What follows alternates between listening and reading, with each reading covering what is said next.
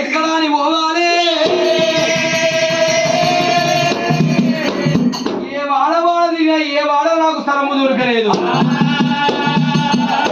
ఇల్లు తిరిగినా ఏ ఇంటి లోపల నాకు స్థలం దొరకలేదు ఎక్కడ పోయినా కొడుకు పేరు చెప్తే గోవంత స్థలము దొరుకుతలేదు ఏమి అమ్మవారి ఎన్నికెళ్ళమ్మ ఆలోచన పరుడు చేసుకుని